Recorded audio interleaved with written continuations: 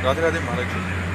महाराज जी, जब किसी का अच्छा मकान और कोई गाड़ी अच्छी देखते हैं तो लगता है ऐसा बड़ा घर मेरा भी होता, गाड़ी मेरे पास भी होती। महाराज जी, ये सोचना है नहीं, अगर हम किसी को देख कर के सोचते हैं कि अच्छा मकान और अच्छी गाड़ी होनी चाहिए, तो किसी को मर के देख के फिर हमारी सोच क्यों नहीं काम करती कि हमको भी मरना है, कुछ साथ नहीं जाना है, इसलिए यार अच्छा काम कर लो, दूसरों को सुख पहुंचा लो, नाम जप लो, भगवान का चिंतन कर लो, परलोक बना लो।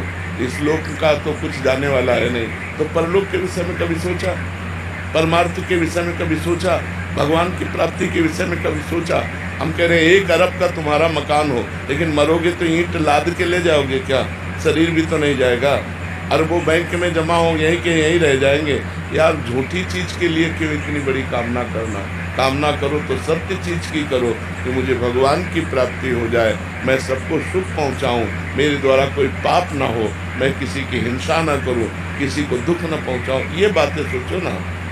ये बातें सोचोगे तो परेशान हो जाओगे, क्योंकि जितना तुम किसी का मकान देख रहे हो, उसके बाद जब तुम अपना मकान तैयार करोगे तो ऐसा मकान भगवान तुम्हें दिखा देंगे जो तुम्हारा मकान कुछ है ही नहीं उसके आगे।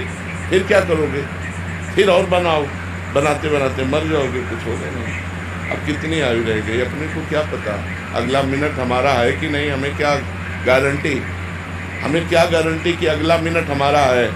हम अगले मिनट रहेंगे कि नहीं रहेंगे, कोई गारंटी नहीं। यार ऐसी कमाई करो जो लोग परलोक सब जगह आनंद दे, वह भगवान का नाम जप करो, और जैसे भगवान रखें वैसे रह लो, और हमारा अंतिम बढ़िया बनना चाहिए।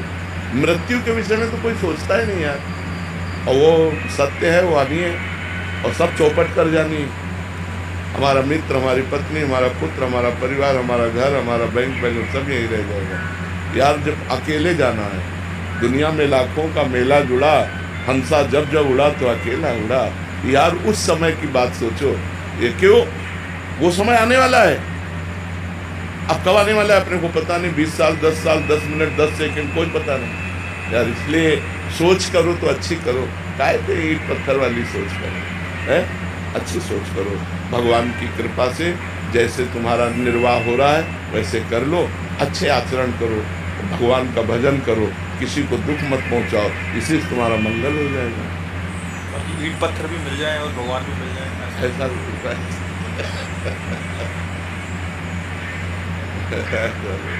भगवान का लक्ष्य कर लो तो भी सब व्यवस्था हो सकती है। ईंट पत्थर का लक्ष्य करोगे तो भगवान नहीं मिलेंगे। भगवान का लक्ष्य कर लो तो ये सब व्यवस्था हो जाएगी। महाराज से जाते रास्ते में कोई मकान देख दिया, भापा ऐसा मेरा भी तभी तो कह रहे, जब राम नाम सत्य बोलते हुए देखा होगा तब ले तो महात्मा बुद्ध जी को इसी से तो वैराग्य हुआ था। जब अंतिम शव यात्रा को देखा, बोले सबकी होती है, तब बोले अब मैं सत्य को प्राप्त करूंगा। और उन्होंने नियम लिया कि जब तक ब्रह्म बोध नहीं हो जाएगा तब तक मैं उठूंगा नहीं। वैराग्य लेकर के तो जो बोध वृक्ष है उसी के नीचे उनको बोध प्राप्त हुआ, ब्रह्म बोध प्राप्त। इसीलिए वो ब्रह्म के मार्ग में चले। पहले देखा एक बहुत जर्जर बूढ़ा आदमी, तो उनका ये क्या है? बोले मनुष्य है। बोले ऐसा भी मनुष्य होता है? बोले हर एक मनुष्य ऐसा होता है, वो वृद्धावस्था है, वृद्धावस्था में सबकी जर्जर होता, मेरी भी होगी। बोले हाँ। एक दिन भ्रमण में देखा कि राम नाम सत्य। बोले ये क्या है? बोले मुर्दा है। बोले ये मुर्दा क्या होता है? बोले हर आदमी मरता है। बोले हम भी मरेंगे? बोले हाँ। तो फिर राजपाट, पत्नी, पुत्र, परिवार, ये किस काम आएगा जब मर जाएंगे? इसीलिए वो वैराग्य ले लिया, घर से भाग पड़े, अभी ब्रह्मबोध प्राप्त किया। वो तो भगवान के अवतार कहे गए। तो हम सबको चाहिए कि जैसी परिस्थिति भगवान दिए हैं उसमें हम राजी हो जाएं, और हम चाह करें उत्तम की, जो शरीर छूटने के बाद हमारे काम में आए। क्योंकि हमारी यात्रा केवल एक शरीर तक तो है नहीं, पता नहीं 84 लाख योनियों में किस किस योनियों में जाना पड़े। तो हम चाह करें भगवान की, पूर्ति सब हो जाएगी। तो चाह ऊंची करो, चाह भगवान से मिलन की करो, तो ये माया अपने आप मिल जाएगी। माया को सब कोई भजे, माधव भजे न कोई। जो एक बार माधव भजे तो माया चेरी होए, माया दासी हो जाती है। हम कृष्ण कृष्ण कह के कृष्ण के लिए चले तो माया पीछे बाधा के रूप में पड़ जाती है, लो रुपया लो, भोग सामग्री लो। और जब हम माया के लिए दौड़ते हैं तो पकड़ में नहीं आती है। इसलिए हम कृष्ण के पीछे दौड़े तो माया हमारे पीछे अपने आप लग जाएगी। मनीषा जी हरियाणा से। राधे राधे महाराज जी। महाराज जी, भक्ति मार्ग में कौन कौन सी अवस्थाएं आती हैं एक साधक, वो अवस्था किस अवस्था में है, कैसे जाने? अवस्था को तो जान नहीं, तो आपसे कह रहे हैं, भौतिक बातें बाहरी देखकर जानी जा सकती हैं, आंतरिक स्थिति को जानने के लिए ये लक्षण हम बता रहे हैं, ये जिसके हो वो समझ ले हम परमार्थ में चल रहे हैं। शांतिरव्यर्थ कालत्वम, विरक्तिर्मान शून्यता, आशा बंधा समुत्कंठा, नाम गाने सदा रुचि, आसक्तिस्तद गुणाख्याने, प्रीतिस्तद वसति स्थले। अब इसकी व्याख्या करते हैं। शांति, हमको कोई गाली दे, हमें कोई मारे, हमें कोई फर्क नहीं। पहला लक्षण, जब भगवान कपिल देव जी संत का लक्षण बताते हैं तो उसमें भगवान तितिक्षवा कारुणिका, पहला लक्षण तितिक्ष, इसमें शांति, इतनी बड़ी शांति तुम्हारे अंदर हो कि तुम्हारा अपमान हो, तुम्हें कोई मारे, तुम्हें कोई गाली दे, तुम्हारा हृदय उसके प्रति बुरा का करने का भाव न बना पावे, उसका मंगल सोचे कि भगवान इसको सद्बुद्धि दे, ये स्वस्थ रहे, इसको भगवान मंगल करे, कभी इसका मंगल ना हो। किसके प्रति? जो हमें मार रहा है, जो हमें गाली दे रहा है, जो हमारी निंदा कर रहा है, जो हमारा अपमान कर रहा है। शांति, इतनी बड़ी शांति होनी चाहिए, तब समझे कि हम भक्ति मार्ग में चल रहे हैं। अभी वो स्थिति को प्राप्त नहीं, स्थिति तो आगे वर्णन हो रही है। शांति अव्यर्थ कालत्व, एक मिनट भी भगवान से अलग समय नहीं जाना चाहिए। तद विस्मरणे परम व्याकुलते थे, भगवान का विस्मरण होते ही व्याकुलता पैदा हो जानी चाहिए। मैं कैसे भूल गया भगवान? एक क्षण भी भगवान का चिंतन नहीं छूटना चाहिए। अगर छूट गया तो वो व्यर्थ समय चला गया। अव्यर्थ कालत्व, व्यर्थ समय नहीं जाना चाहिए। ये अभी चलने की बात है। शांति अव्यर्थ कालत्व, विरक्ति, लोक परलोक के भोगों से वैराग्य, किसी के भी भोग भोगने की इच्छा नहीं। ये जो भक्ति का साधक है उसकी जो ऊंचाई होती है वो विरक्ति, और फिर मान शून्यता, अपने में कोई सद्गुण ना देखना, अपने को अधम और नीच मानना और दूसरे में सद्गुण देखना, स्वयं अमानी रहकर दूसरों को मान देना, दूसरों का सत्कार करना, लेकिन जब अपना मान हो तो दुख होना, तो मैं इस योग्य नहीं हूँ, मैं तो नीच हूँ, मैं अधम हूँ। अमानिना मान देना कीर्तनीया सदा है। जो सदैव भगवान का चिंतन करते हुए अमानी रहता है, दूसरों को मान देता है, वो भक्त है।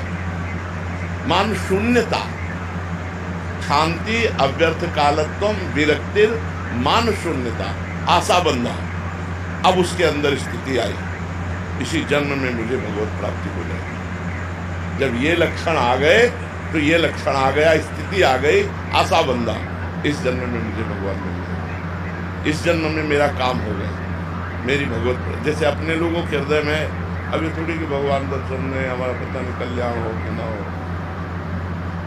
बिल्कुल अटैच ही लिए तैयार है, जब बुलाओ शरीर छोड़ो बस गए। आशा बंधा, दृढ़ आशा हो जानी चाहिए कि इस जन्म में मेरा काम हो गया, क्योंकि शांति अव्यर्थ कालत्व, विरक्ति, मान शून्यता, जब ये लक्षण आए तो एक महान स्थिति आ गई कि अब इस जन्म में मुझे भगवत साक्षात्कार हो जाएगा, मेरा काम हो जाएगा। समुत्कंठा, हर समय एक आनंद, एक अद्भुत आनंद। इससे हमसे पूछा किसी ने कि आपको कैसा आनंद लगता है, तो उनका पहली बात तो वाणी से बता ही नहीं सकते, क्योंकि किसी प्राकृतिक वस्तु के सुख को आप वाणी से नहीं बता सकते। जिसे आपको एक रसगुल्ला खवाया जाए, कैसा मिलेगा? आप कहोगे मीठा, कैसा मीठा? बहुत मीठा, नहीं बहुत मीठा कैसा? तो आप कहोगे खा के देखो। इसके आगे आप नहीं वर्णन कर सकते। प्राकृतिक वस्तु के स्वाद को भी आप स्पष्ट वर्णन नहीं कर सकते, तो अप्राकृतिक भगवदानंद का आप वर्णन कैसे कर सकते हैं? तो हमने उदाहरण दिया कि जैसे नए लड़के को बहुत सुंदर लड़की जो बहुत अच्छी लगती हो और उससे ब्याह तय हो जाए तो उसको कैसा आनंद होगा, उससे करोड़ों गुना बन करके हमारे हृदय में आनंद हर समय बना रहता है। इसीलिए किडनी फेल हमको दुख नहीं पहुंचा पाती। हर समय भगवान है समुत्कंठा, हर समय एक उत्कंठा भगवान से मिलन की, एक भगवान के चिंतन का अद्भुत आनंद। नाम गाने सदा रुचि, भगवान के नाम में इतनी रुचि हो गई कि त्रिभुवन की राज्य लक्ष्मी दे दी जाए तो भी नहीं छोड़ सकता। आसक्ति तक गुणा ख्याने, जिसके पास बैठ गया भगवान की चर्चा शुरू हो गई, वो भगवान की चर्चा सुने और कहे बिना रह नहीं सकता।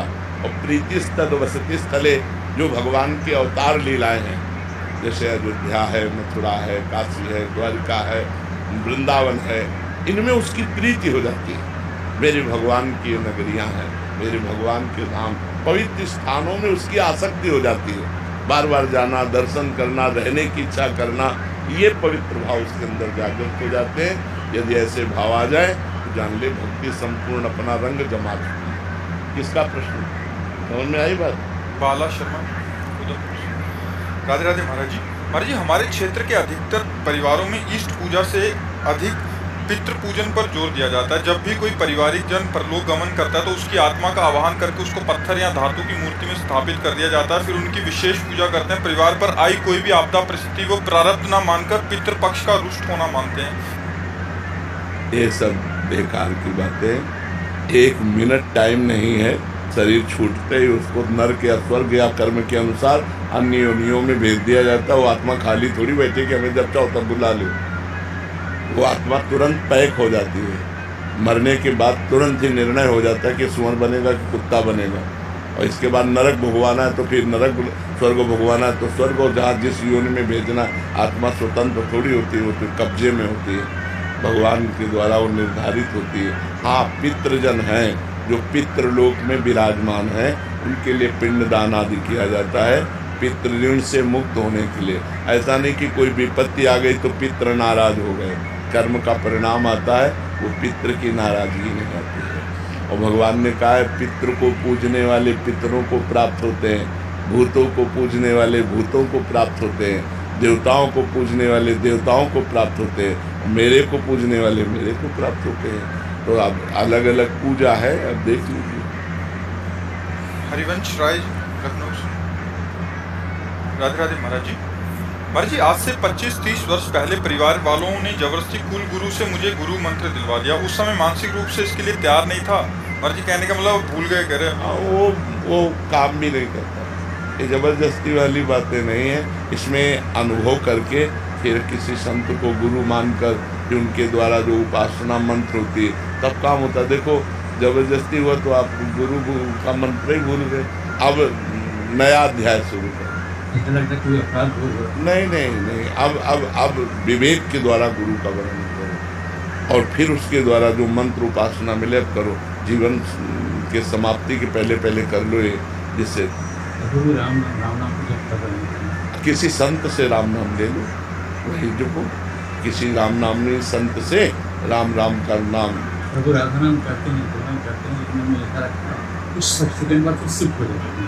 जो हम पहले अभ्यास कर लेते हैं ना, वो अभ्यास हमारा, जैसे राम नाम का अभ्यास किया ना तो अब राधा राधा रटोगे, जहाँ छूटेगा तो राम राम आ जाएगा। हाँ, जैसे आपकी वीडियो सुनते फिर मन करता है नहीं, यहाँ तो प्राप्ति हो जाएगी, ऐसे शुरू करते हैं। फिर के बाद में एकदम से मन शिफ्ट हो जाता है। तब वहाँ पर ये प्रार्थना करो कि गुरु द्वारा दिया हुआ मन मैं गुरु के आह्वान नहीं कर रहा हूँ, सर मेरा अपराध तो नहीं। उस समय अनभिज्ञता में ये खेल हुआ ना। यदि विवेक के द्वारा होता तो कभी ऐसा नहीं होता। अनभिज्ञता में हुआ। अब आगे कदम बढ़ाओ, आप जो है राम राम ही जपो। हाँ, राम राम ही जपो, ठीक है। कई बार ऐसा होता है कि श्री कृष्ण में प्रीति है और श्री कृष्ण जीवन चरित्र पसंद है, उसका चरित्र कथा पसंद है, लेकिन जब नाम जप करते हैं तो राम नाम मुख से निकलता है, ऐसा क्यों? हाँ, अगर राम राम जपोगे तो श्री कृष्ण की प्राप्ति हो जाएगी। अच्छा, तो कोई नहीं, पावर है।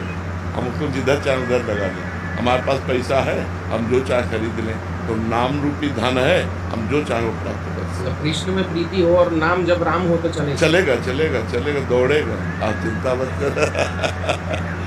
क्योंकि वही श्याम है, वही राम है।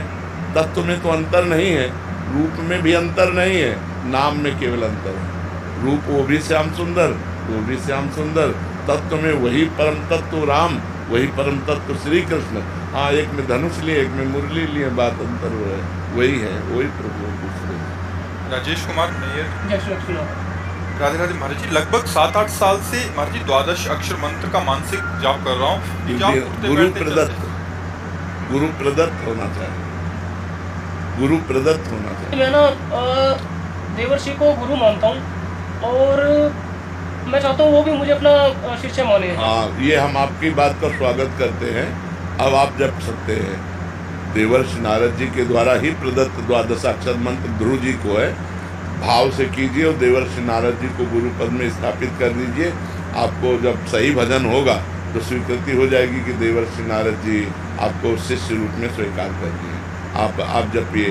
अच्छा गुरुदेव, मैं ना जैसे कभी कभी तो मानसिक चलता है 12 अक्षरी मंत्र, और कभी कभी वैष्णो माता को मानता हूँ मैं, कभी कभी बीच बीच में मेरा फिर नहीं। देखो, हम ये कह रहे हैं निशाना एक जगह मारो।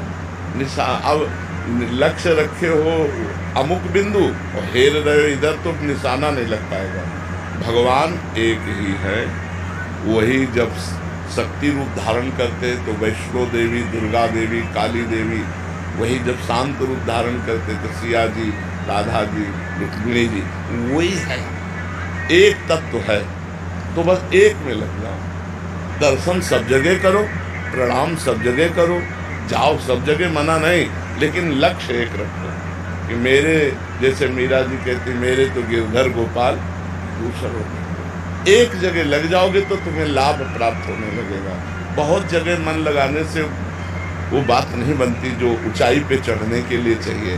तो एक लक्ष्य चाहिए। तुम्हें गुरु प्रदत्त मान के बस गुरु देवर्षि नारद जी प्रदत्त 12 अक्षर मंत्र को जप करो और श्रीमद् भागवत का पाठ करो, आनंद। मैं सुना पहले मैं उनसे एक बार प्रार्थना करूं कि मैं आपको गुरु बनाना चाहता हूं, मुझे शिष्य बना लो। मैं आपसे पहले इजाजत ले लूंगा। हाँ बिल्कुल, नारद जी को गुरु बना लो, वो हैं, अब भी हैं, वो भी हैं।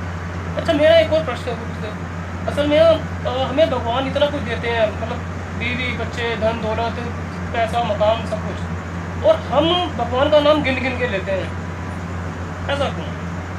गिन गिन के तो लेने के लिए इसलिए कहा गया है कि तुम्हारी रुचि बन जाए। अभी रुचि नहीं है ना। जैसे आप 10,000 जपा तो कल 12,000 जपे, तो 15,000 जपे, और जब जपने में आ जाओगे तो ये गिनना खत्म हो जाएगा। हाँ, वैसे ना, मतलब गिनने में लाभ ये है कि हमारी रुचि बढ़ जाती है।